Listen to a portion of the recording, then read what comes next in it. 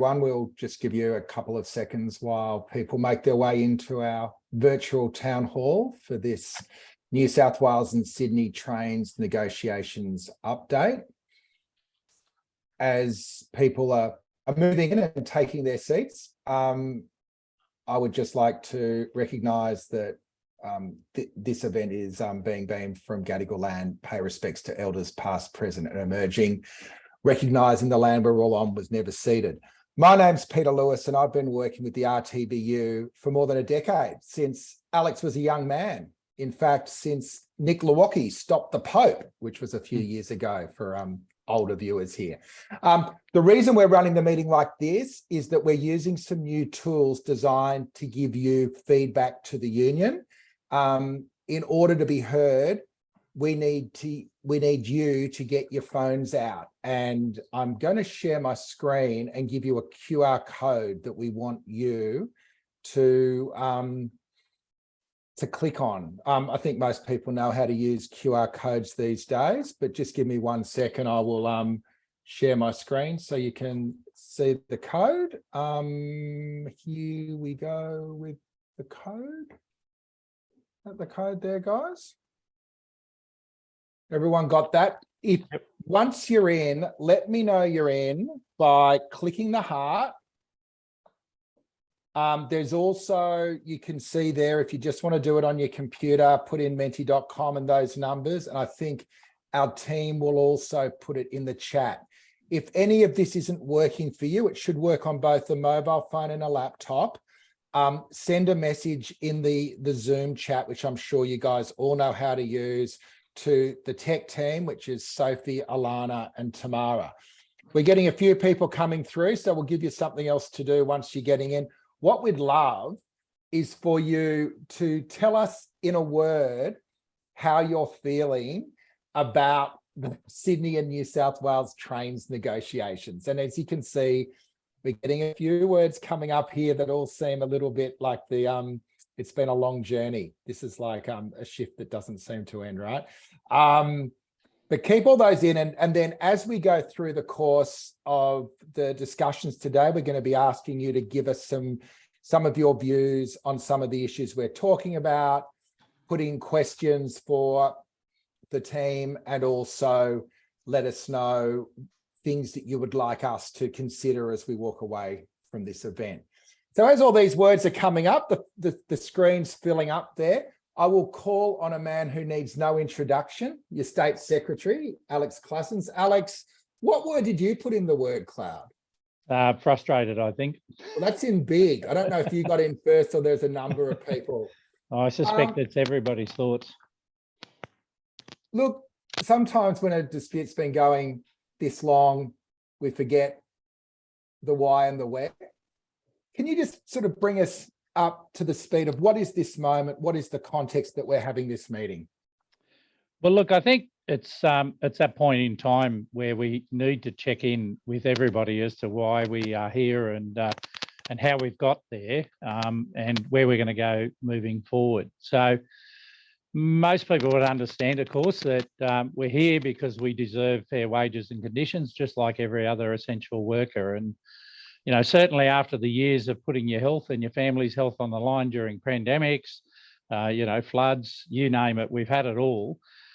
We've worked around the clock to keep our passengers safe and our trains moving.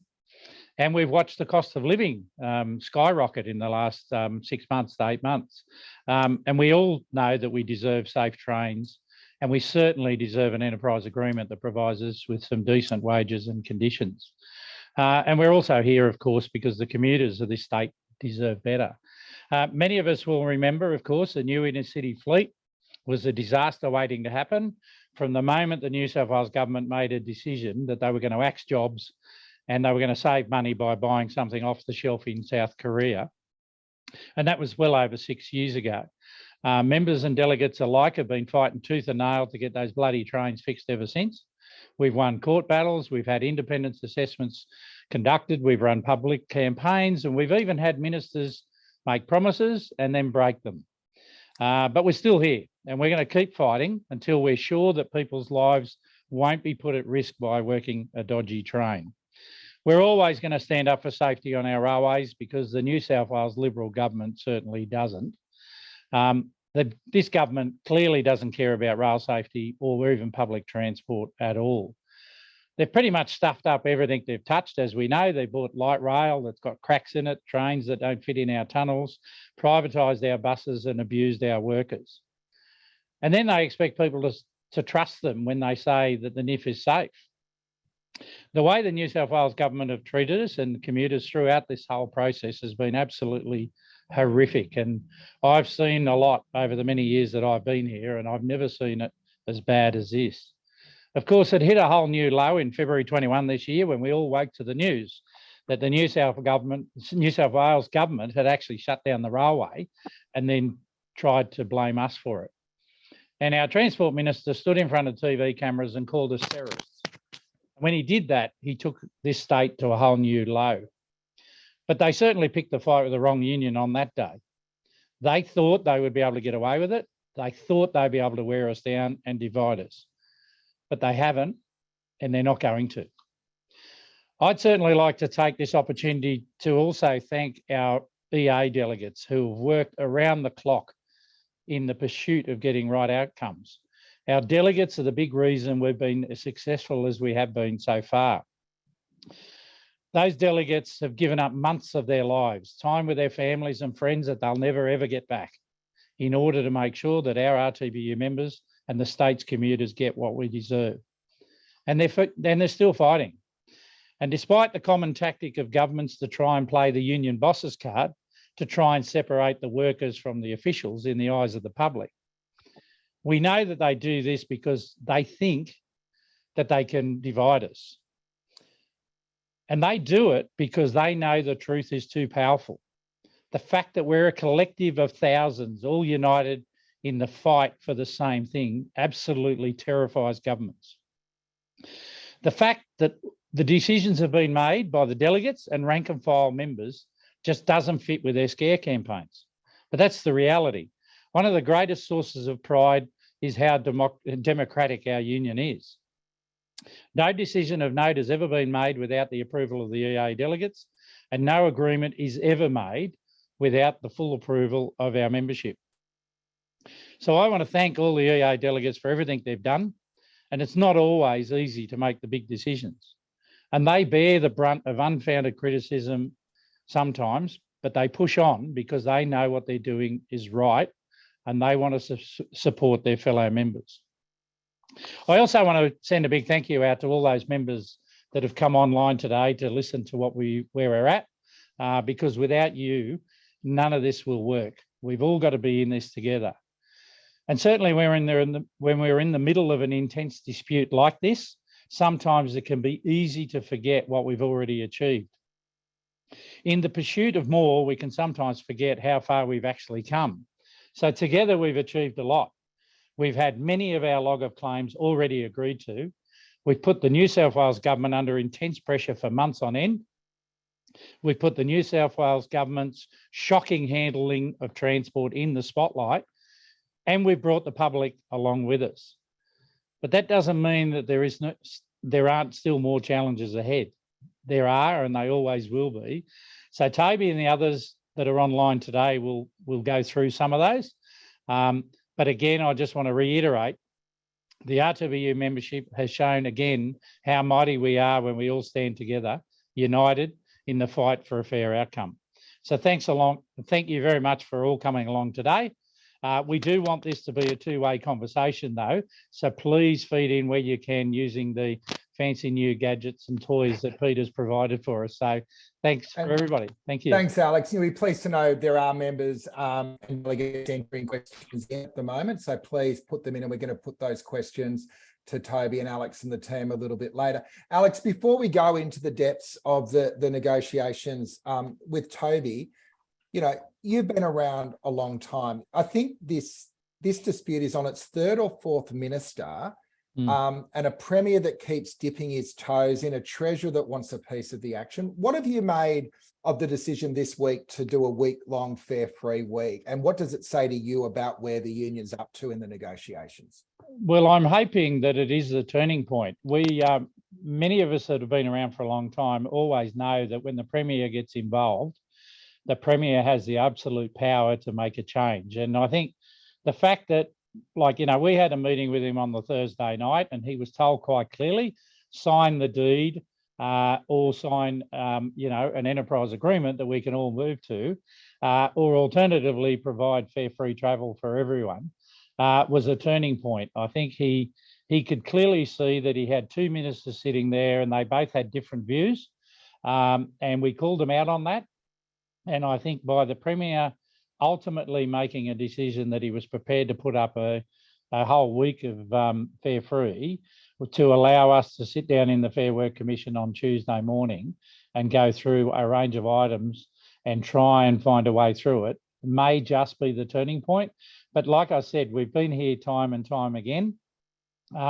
This now, according to my calculation, we've had 12 fare free days of travel before.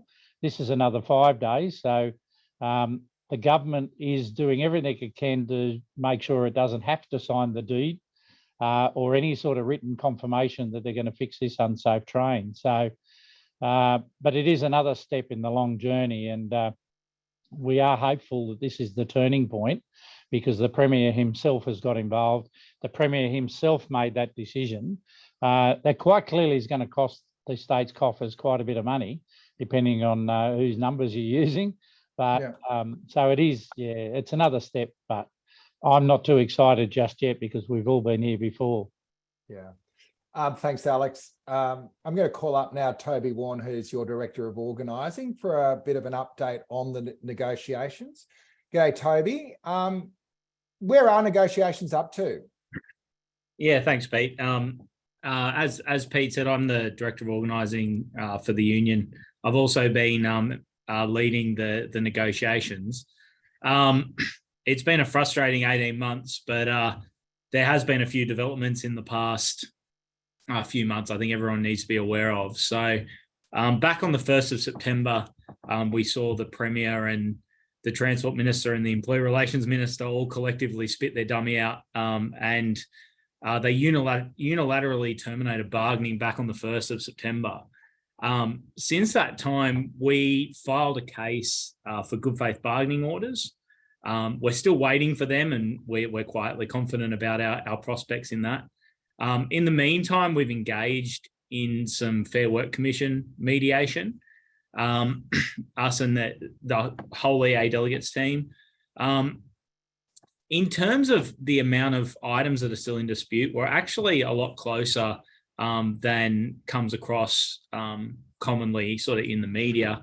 The only real issues left are obviously wages, obviously one of the biggest issues of any bargain, finalising those changes to the new inner city fleet and the quantum of a new allowance that the cleaners have managed to achieve through the negotiations called the Higher Standards Cleaning Allowance. So we're still fighting over about 55 cents an hour for that one. So all in all, we're pretty close, but there's still some very sort of big issues that remain outstanding. One of the questions coming through, Toby, is what has already been agreed to and what hasn't? So all in all, there's a whole raft of things that have been agreed to, and if people can be bothered to go back through the comms that we've sent out, which are all available on the Our Rights, Our Fight website, there's sort of a running commentary of what has actually been agreed to.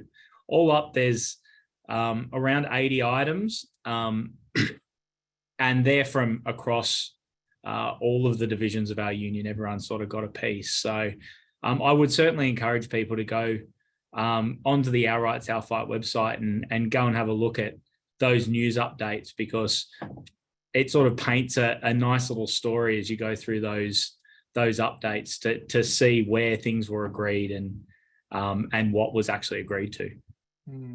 Another question here: if we don't reach an agreement before the government goes into caretaker mode, what ability will we have to reach an agreement prior to the election? So caretaker mode, it's a common mistake.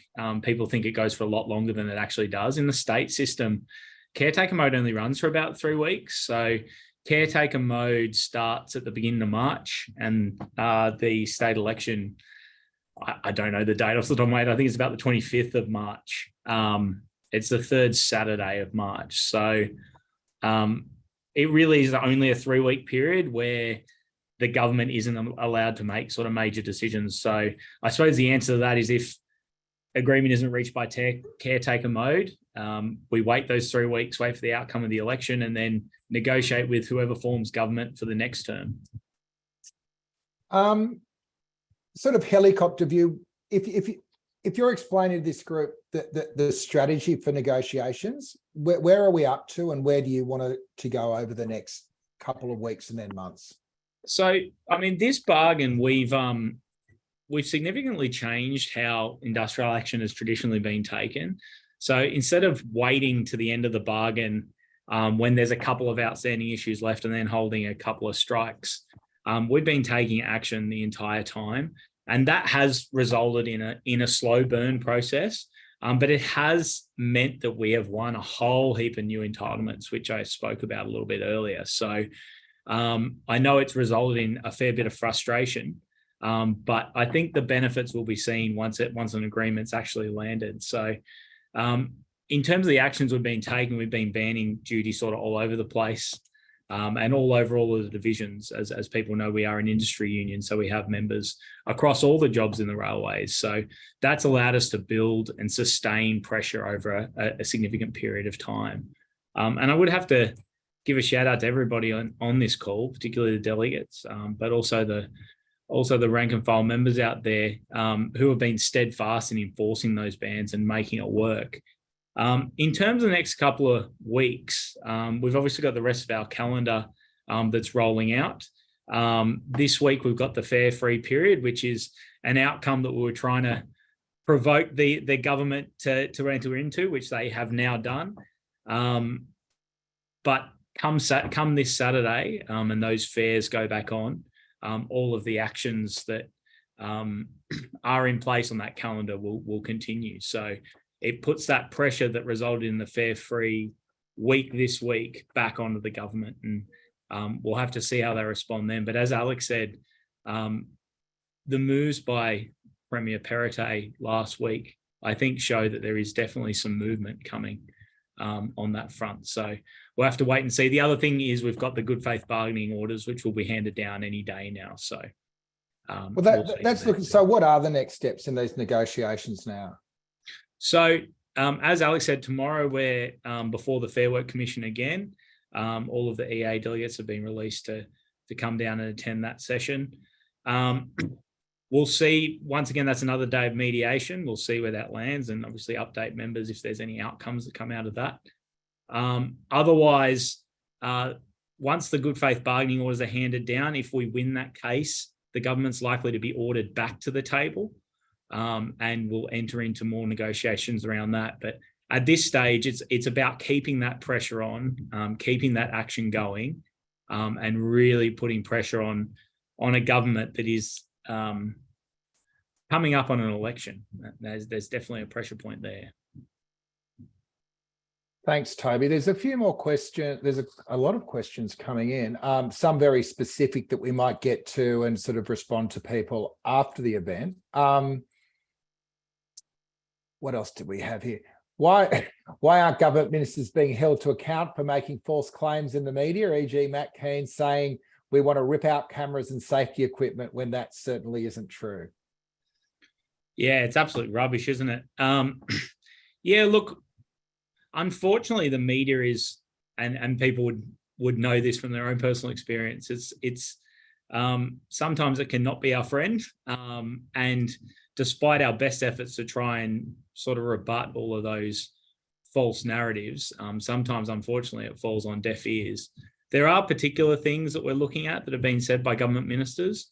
But I must say that it was actually part of our good faith bargaining case, trying to address some of that rubbish that we've all heard in the media, particularly the false and misleading stuff that's designed to try and smear our reputation. So it's definitely something we're looking at, and it's something that we're paying a lot of attention to. Hopefully we get a result out of the good faith bargaining case, and we'll see where else we can go with that sort of thing. Yeah, there's a couple of people in the questions noting the way it's been politicized. It's interesting. Obviously, the government is facing a very challenging election, and you can see they've got one idea in their head that they can turn this into a way of attacking Labor. And so a lot of what is looking like an attack on the union has another agenda behind it, doesn't it? Yeah, absolutely, mate. That's something that until last week, to be honest with you, we thought the government potentially didn't want to do a deal with us, and wanted to continue fighting us all the way up until the election, as they saw it as a way to boost their electoral prospects. However, the move from Perrottet last week has shifted the way we've been thinking about that. So it certainly is a moving feast, and something that we really need to stay on top of, because it's a government that doesn't seem to know what the left hand's doing, or the right hand doesn't know what the left hand's doing, whatever that saying is.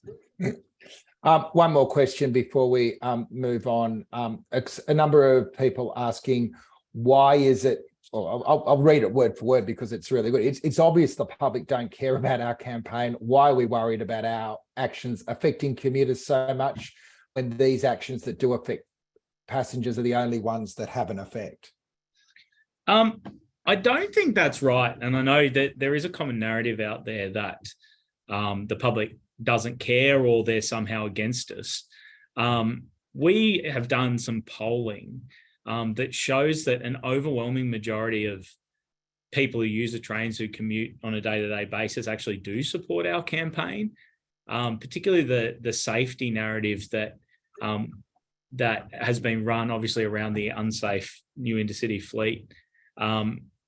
It really resonates with people out there, and I know that these days we tend to hear the loudest voices come through social media and particular channels, and obviously the media hasn't been terribly kind to us, but I actually don't think that's right. I think the public are behind us. In terms of the disruption point, we obviously caused quite a bit of disruption back in August. I don't think there's an opposition to the disruption point, but particularly at this point of the election cycle, hurting the government electorally is what's going to move them. So I think we need to look at that. And if that means disrupting commuters, then so be it. Great. We'll have time for some more questions a little bit later. One more before we go. And there's a number of questions about the link between Sydney trains and New South Wales trains, but the question sums it up. Can we have two agreements, one for Sydney trains and one for New South Wales trains? Well, that's what we have currently. It was a significant concession on the government's behalf and a significant win on our behalf to rejoin the agreements into one agreement. That way, everyone's bargaining together. We did have a problem right at the beginning of these negotiations where New South Wales trains and Sydney trains wanted to negotiate separately, which they've never wanted to do before. So it's a problem that we rectified through our claim for one agreement. So that way, all railway workers are together. We all get to take action together at the same time.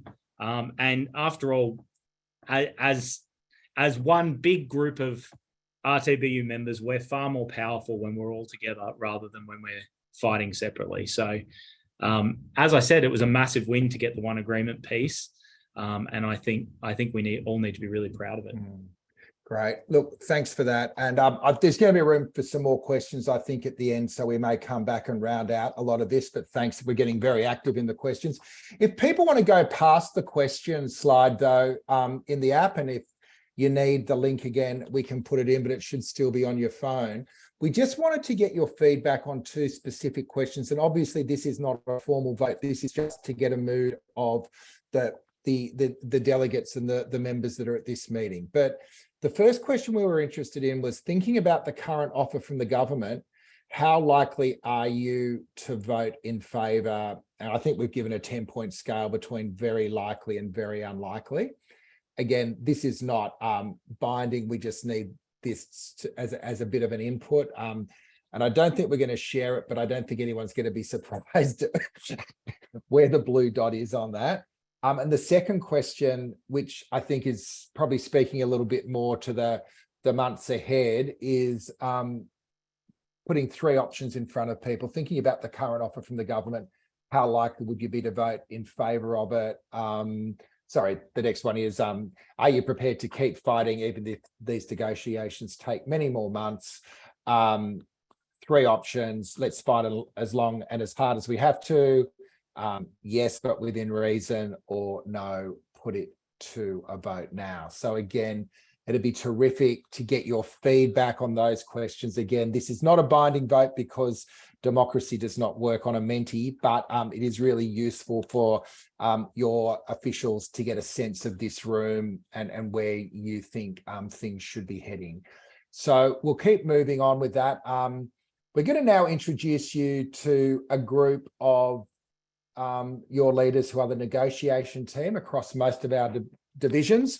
They've been part of the negotiations from the very beginning. And again, there'll be an opportunity for you to make comments and ask questions of them. We've got Farron Campbell, who's the Secretary of the Loco Division. Go Farron. Craig Turner, Secretary of Rail Ops. Scott Wilson, Vice President of Infrastructure Division. And Nissa, who's Secretary of the Workshops Division and is also joining us from home with COVID. Nissa, we're not going to ask you to speak too much, but you just want to give us a feeling of how you think things are on the ground at the moment with your members.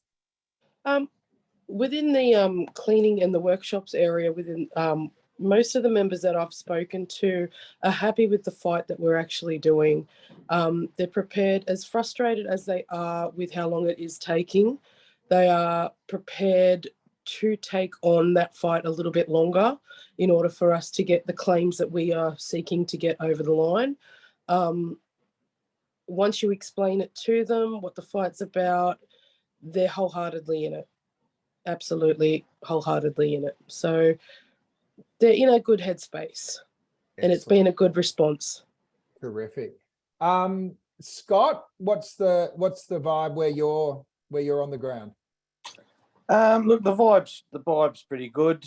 Members are getting a bit weary, and rightly so. It's been a very, very complicated and difficult 18 months. But you know, we've got to keep going here. Those last 4 clauses are very important to get resolved for infrastructure. We've had a lot of great changes that'll be in the new enterprise agreement whenever it does arrive. But overall, look, the members are still in it. They always are. Craig, what's the feeling from your part of the union? Look, I think I go along with a lot of the comments that I saw on the screen earlier. People are frustrated. They're tired. Well, we're all tired. But I think overall, as Toby said before, we've made huge grounds. A number of our claims have been accepted. And just on the guard side, I mean, lift up and layback for New South Wales trained guards, and the driver's got that as well, is fantastic. Even a crib break for New South Wales trained guards, and the WOBOD payments as well, which is fantastic. Station staff have got their shorts, they've got their seats, they've got getting a rostering agreement. So across the board, I think we've made a lot of ground, and I'm with everyone else. I don't think the pay offer is correct from the government. But overall, I think we should still keep pushing on. Yeah. And Farron from the Locos. Yeah, look, I have to agree with everything that we've heard so far. Look, I think it's safe to say that we would have gone into these sort of negotiations previously with a view of sort of securing a few things and a reasonable pay pay rise. We would have been fairly content with how that with how that sort of bargain played out. But it's a bit different this time. Like, we've come into this piece off the back of what occurred in 2018, and that was it was a pretty concerning period of time for our union. right across the board. And I think that's why it's really important that we're having these conversations here today and engaging with the membership about really taking ownership of how this campaign is going to continue to roll out, because that 2018 piece, no one knows for certain whether or not we could have got more, or what the members had in them and what the government had in them. But what we do know for absolute certain is that we had a third party come in and tell us that we were done.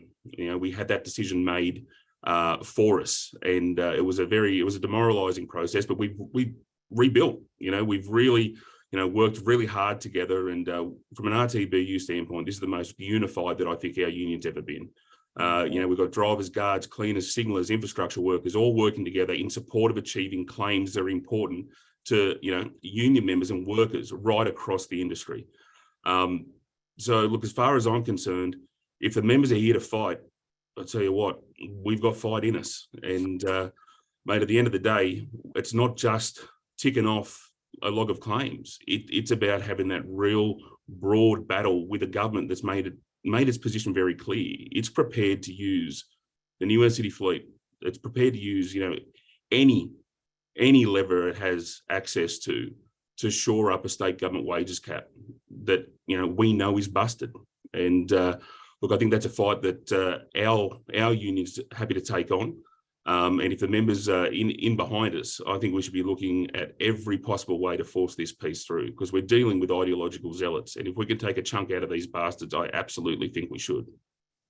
Baron, a number of people are asking if you could explain the link between the NIF and the wages negotiations. Why are they all part of the same package? Well, they're part of the same package because this state government's playing silly buggers.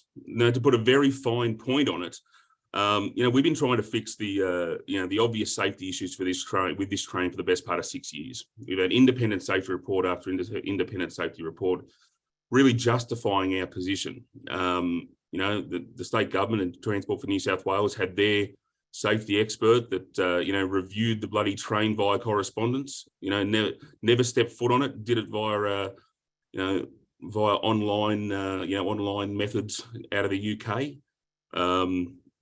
So look, our view was just to fix this. Get rid of the driver only element of it. Make sure that we've got a safe train, a safe operating model, so that our drivers, our guards, our frontline workers are confident in the rolling stock and confident that they're not going to be exposed through a unsafe operating model that's been rolled out by this government. So that's what we're trying to achieve. Now, the reason that we're seeing these two things linked is because the state government has realised that they could try and use our desire, our need for a safe train to leverage against the state government wages policy piece. Part of the issues that we're having at the moment around trying to land a deed is the fact that they've worked in a despicable little legal loophole to tie the NIF modifications to a successful vote on our enterprise agreement. They've built into this piece that if this vote goes down twice, then they get to walk away. They get to push their chairs back from the table and say that the NIF modifications won't occur. So that's something we've been trying to sever consistently. It's they're playing silly buggers in this piece because it's not about wages. It's not about safety as far as the New South Wales government's concerned with our Sydney and New South Wales Trains enterprise agreement. It's about making sure that there's no flow on to other frontline workers, to other public sector workers. And, this train and, those people that will have to work it at some point are being used as pawns in a pretty ruthless game. But, they want to turn around and say, why do rail workers think they're worth more than nurses and teachers? We don't. We're all worth more. And your busted wages policy and your position on the NIF is just untenable. And we will take you to task as often as necessary, as long as necessary, to sort that out. Yeah, great stuff, Farron. Hey, Craig, from the cheap seats, it seems bizarre. You win the argument on safety. The government says, yes, we will fix the NIF. And then, oh, by the way, but it's going to come out of your wage negotiations. How's that landed with look, it's completely ridiculous. Everyone's got to understand this government is leaking money. It's $30 million a month, okay? That's what's costing them to have it in there. The trains can't come out. And then they want to give $10 million worth of free travel this week because they don't want to sign a deed to have that train up and going. It is completely ridiculous. They don't care about safety. This is all about not giving people a fair wage rise. As Farron said, they're holding it like a gun at our head, and they're out of control. They really are. But as mentioned earlier, Perrottet on last Thursday night, I think there's a bit of a change there. And I think realistically what it's done, someone mentioned we don't care about the public, they don't care, whatever. I think public opinion is with us, and the government now realises an about face coming because they're going to an election. So after tomorrow, we'll know more. But honestly, they're holding a gun at our head with the NIF, and the NIF will be there, and it will be there for guards and drivers in the Waratah model, and all the station staff will have their jobs as it is today. And we will never give up on that until we've got it signed, sealed and delivered. I don't know who can take this one, but there's a number of questions on the federally mandated super increase and the idea that that's also being forced to be funded through, you know, your wages cap. I don't know if any of you guys want to respond to that. I'm happy to, Pete. Yeah. So, I mean, this is sort of an ongoing thing with the New South Wales government. It all sort of arose from a decision of the IRC, I mean, which is the Estate Industrial Relations Commission, like 5 years ago, where they essentially said that super was part of your remuneration and therefore was built into their new wages cap, which is like 2.5% it was at the time. So the state government sort of latched onto that and said, our wages cap therefore includes any super increases, and therefore it will be incorporated into it. And so the actual wage outcome will only be, say, if it's 2.5%, it goes to 2.03% or something it ends up at. So they've sort of latched onto that. We don't, the EA bargaining team, when I mean we never express wage increases with super included. We believe it's disingenuous. As we all know, super is federally mandated. There was a super increase that came into effect in July this year. And as we all know, there's no EA yet and they still have to pay it. So I think it's completely disingenuous that they include that figure in the percentage. As a cynical observer, I would say that they're doing that because they know that their wages cap is terribly low, particularly in the current circumstances, and it makes the percentage seem higher. So I'd say that's why they're doing it. But I suppose my message is whenever we communicate out to members, we never include super in it because it's not actually part of what a wage increase should be. It's just a weird word play that the government uses to try and make their unfair wages cap seem a little bit fairer. While we're talking about money, there's also a few questions just asking about back pay for 21-22. Yeah, so our log of claims seeks back pay from 1 May 21. That's the government's position has always been that there will never, ever be any back pay. However, their most recent position that they put to us had back pay to 1 May 2022, so back 6 months. So that position has actually shifted in recent days. But our position and claim remains that we should be back paid back to the last due pay rise, which is 1 May 21. I might bring Alex back in. There's a couple of questions about, you know, a change of government and what we're expecting from Labor, if there is. It's kind of the elephant in the room, but what's your expectation of the ALP, Alex? Look, it's always a tricky one to answer because you never know what you're going to get until you get it. But look, I mean, you know, there's always been an adage that the worst Labor government's always better than the best Liberal government. And certainly the way we've survived in the last 10, 12 years under both a Liberal government at a state and federal level, I mean, anybody would look at that objectively would know that we really desperately need a Labor government to be elected. Having said that, the only the things they've confirmed so far that I'm aware of is that they will abandon the wages cap. They've given categorical advice on that. So that's really helpful. They've also said that they will turn back some of the privatisations around the bus privatisation. They've said there'll be no more privatisation under a Labor government. So from my point of view, the only issue that's still outstanding in the event a Labor government gets elected is a confirmation that they will make those changes to those trains. While they've sort of indicated to me that they would look on that and they would do it, I haven't had anything in writing. And like I've said continuously, we've had so many promises made over the years. I'd love to see it in writing. And we're waiting on the Labor government to, or a potential Labor government to give us that in writing, to know that we've got a position. And obviously we've asked for that, and we'll wait for that. And at some point we hope to get that, because we certainly will be out there, trying to make sure that we get those things fixed. We need to get those trains fixed. We need to have decent enterprise agreement, put in place so we can all know what our future looks like. If you put yourself in the shoes of the current government, what do you think they want your members to be doing at the moment? I'm not really sure. I've given up trying to work out what the Liberal government expects or wants. I mean, I would have thought they would all be wanting us to, be running a really good service and providing that fantastic service that we all know that we're capable of doing if they get out of the way and just let us do it. You would think that that's what they would normally want. However, the way they've acted, all of this year basically, doesn't give you any sign of that at all. They seem to be quite happy to shut down the rail system and try and blame us for it. They make mistake after mistake. I mean, Transport for New South Wales has set the new benchmark for doing anything in transport.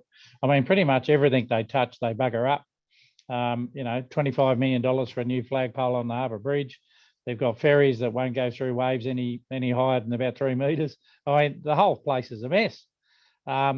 So I don't know. You would have thought that they would have been trying to do everything they can to make the lives of the travelling community better, but there doesn't seem to be any sign of that at all. Yes, indeed.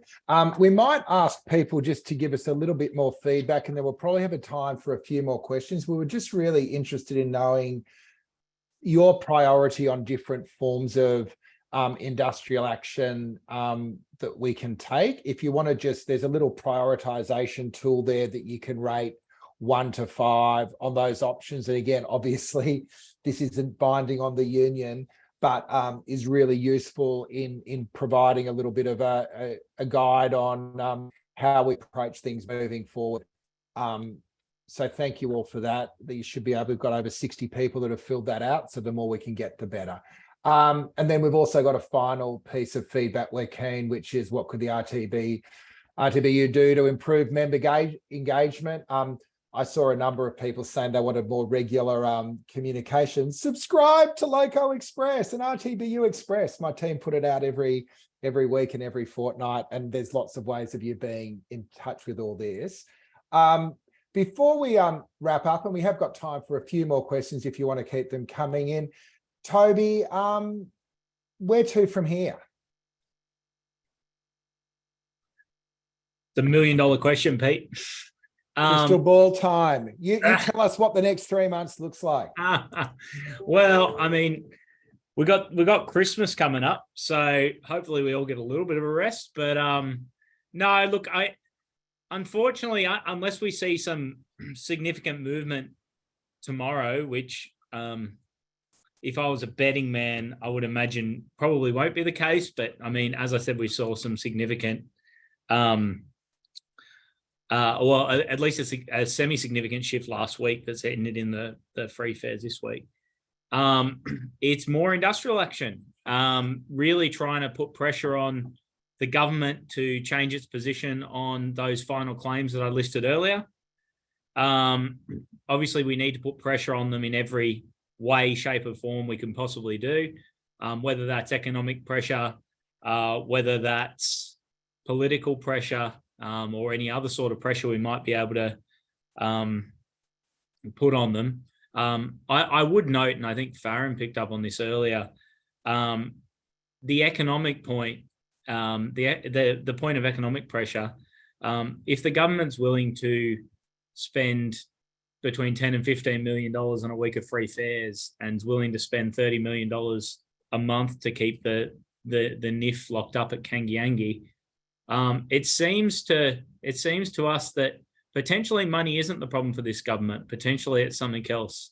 I think Farron mentioned it. Potentially it's ideology and stopping public sector workers across the board getting any sort of pay rise. So it's up to us to continue to put pressure on them, and we need to find new pressure points.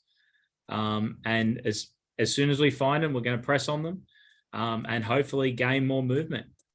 But in 3 months' time, or maybe it's four months' time now, we do have a state election, and if we have to fight till then, we'll fight till then.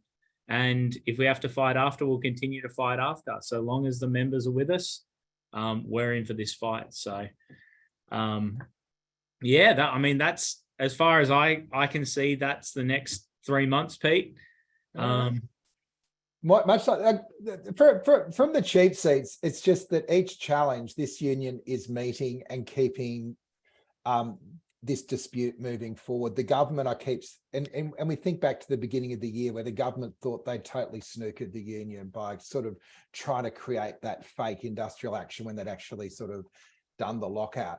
I don't think they know how to deal with you guys because you are so united and because your members are being smart and strategic. And even the comments that are coming through in the chat today, people are trying to think their way through this dispute.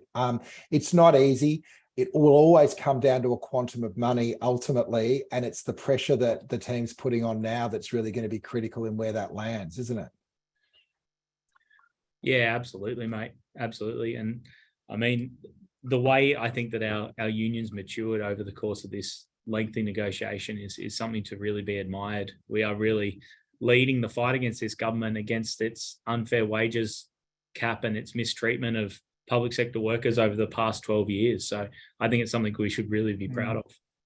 Yeah, I might just go back around the organising team. Anything you'd like the members to know before we close off? I'll start with Nissa if you're still feeling okay to talk.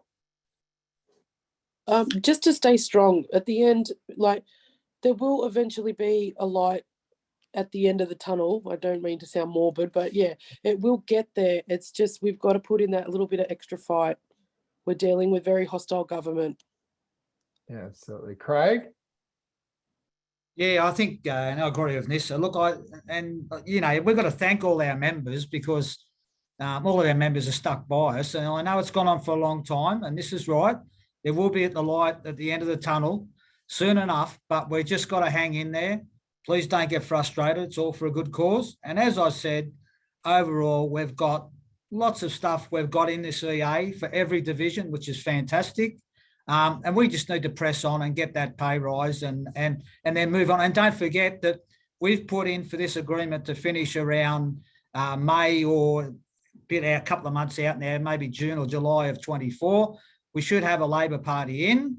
Hopefully they'll help us. And that will give us another crack to move forward. But thanks to the members, you just need to stand strong. I know it's frustrating, but we'll get there. Great suggestion just coming on the chat from Neil, just saying, can we have a short video made on guards and drivers showing how we work around the clock to make more than 100K, as I think we are losing respect in public, even though we're working so hard. So that's a great idea. And there's been a number of great ideas coming through, and we'll keep all those, and we'll also endeavour to respond to questions that have come through that we haven't had a chance to answer today. Have we still got Scott there, or has he dropped off? Any final words of wisdom from you, Scott? Yeah, Pete, look, for our division, this enterprise agreement will be one of the best we've ever been able to achieve. For the entirety of the Rail, Tram and Bus Union, it'll be one of the best enterprise agreements that we've been able to get. And that's been through our membership, through our actions. Look, we're nearly there. It's just this, this government and its game playing. We've just got to hang in there. Everybody's done a fantastic job. I've never seen our union more united divisionally, as well as on the ground. And the feedback is very positive on the ground. There's not too much,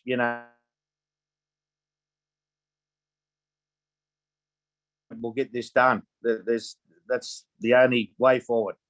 Terrific, Scott. Thank you. Farron, last Yeah, big words. No dramas.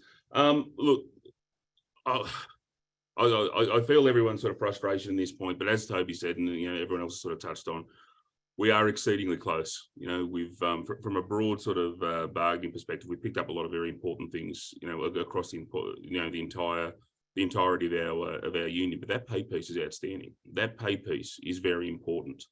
The state government wages cap is unacceptable. Frontline workers, public sector workers, rail workers deserve more.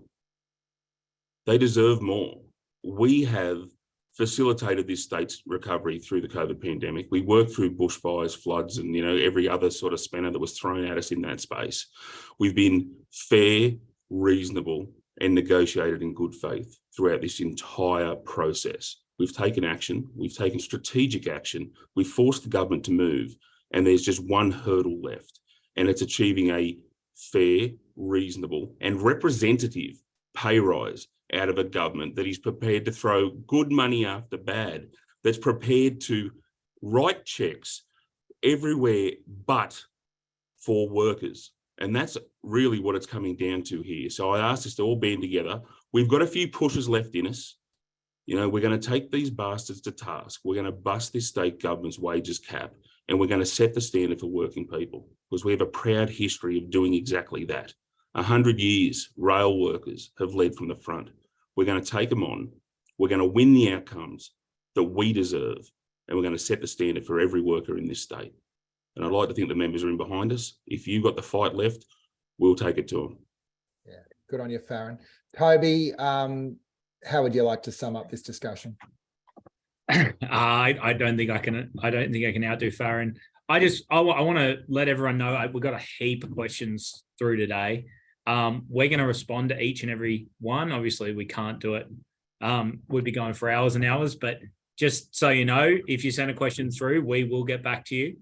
Also, we're going to put this video up on the website. So if you know anyone who couldn't make it or was at work or asleep because they're on a certain shift pattern, just direct them to the video if they want to watch it.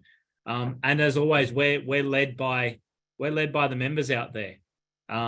So we'll always take your direction, and we'll fight as long as you want us to fight. So keep it up, keep up all the good work, and we'll keep pushing this EA forward, and eventually we'll get there, as Nissa said.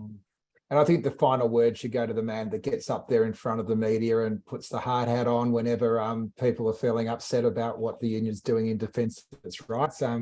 Alex, do you want to sort of lead us off in style? Oh, thank you for that. Look, I just want to thank Peter and his team for facilitating this discussion. I think it's been useful.